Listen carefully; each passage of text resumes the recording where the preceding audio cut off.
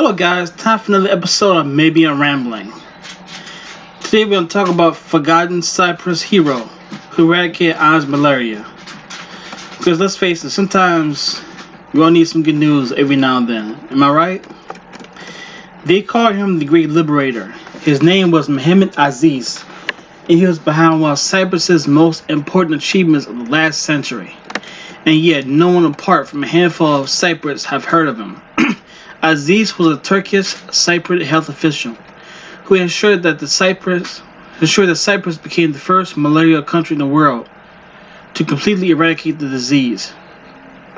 Known to his compatriots as the Fly Man, he has studied under the Nobel Prize-winning malaria specialist Sir Ronald Ross, who has found the type of mosquito that transmitted the disease.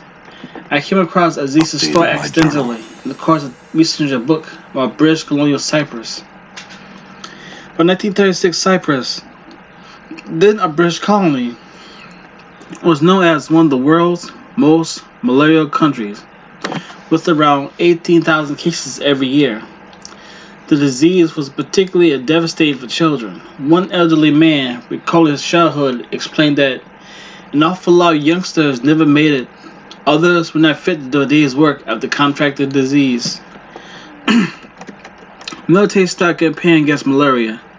10 years later, Aziz, in his capacity as chief health inspector, secured a grant from the Colonial Development Fund to eradicate the malaria-transmitting Anopheles mosquito from Cyprus.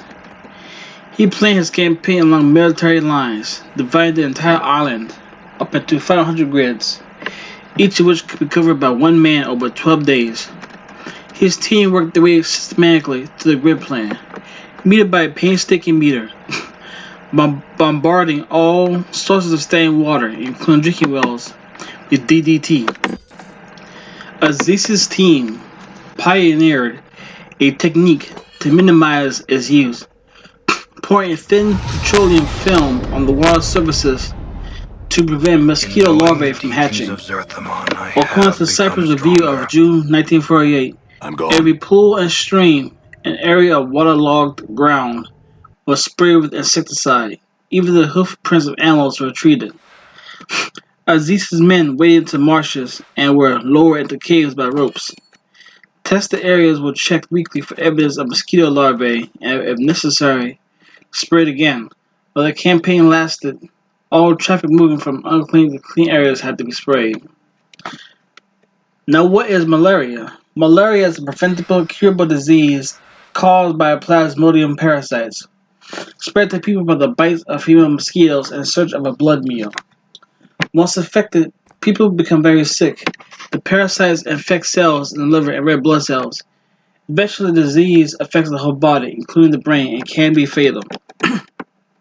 In 2019, there were 229 million cases worldwide, an estimated 409,000 deaths. Two-thirds of them were children. 3 years search for mosquito colonies. Aziz's daughter, Turkin, remembered her father's official military-style sanitary inspector's uniform, complete with epaulets and chevrons. She also recalled childhood picnics spent trapezing after him along dried-up riverbeds as he called search tirelessly for sources of water seepage. A visiting U.S. malariologist joined Aziz on a visit to a Cyprus village where 72% of the children shown signs of malaria infection. Aziz noted was adept at finding ladders and searching the high ceilings. As he sought out mosquito colonies, eventually discovering a fair batch on the moist walls of the village bathhouse. It took just over 3 years, but by February 1950, Cyprus was the world's first malaria-free country. Aziz was hailed as a hero, but he was unfortunately airbrushed away.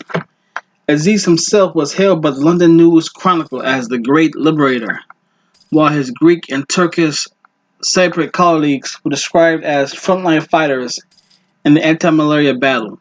He was awarded the MBE, and applauded by the Secretary of State for colonies for having won fame among doctors and scientists all over the world.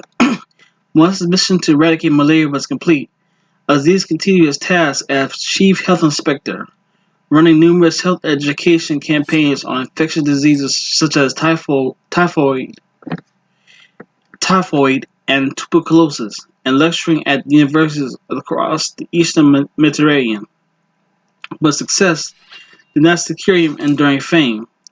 What makes the story particularly interesting is not so much its remarkable achievement, but the way in which it has been completely airbrushed our nation's history. The reason for what lies in showing history of a small island ripped apart by ambitious independence and subsequent internecine struggle. The end of World War II, which raised Cyprus, fought bravely. Together with the election of Labour government in the UK has led many to hope the island could soon cast off colonial rule. From independence to division. Unluckily for Cyprus, unrest in other parts of the Middle East meant that Britain's unsinkable aircraft carrier became more strategically important than ever. The British were not going to leave easily. In 1955, 5 years after Aziz's resounding success, separate frustration and British intransigence erupted in violent struggles. While the island finally won independence from Britain in 1960, it became increasingly fragmented along ethnic, religious, and political lines, and the story of Muhammad Aziz slipped quietly through the cracks. Cyprus had been divided since 1974, when Turkey invaded the north in response to a coup on the island backed by military junta then in power in Greece. Since then, the northern third had been mainly inhabited by Turkish Cypriots, and the southern two-thirds by Greek Cypriots. That division has left little space for commemoration, still less celebration of someone like Muhammad Aziz. The flyman hero who led Cyprus' anti-malaria campaign died at age 98 in 1991, the southern part of Nicosia, having spent his retirement living quietly on a state pension. He was buried without official ceremony. Aziz's rehabilitation by Turkish Cypriots and Greek Cypriots alike can be one small step towards telling another natural story about Cyprus. And that's it from maybe a rambling. Don't forget to like, share, subscribe. Let me know what you think in the comment section. Peace. See you next time.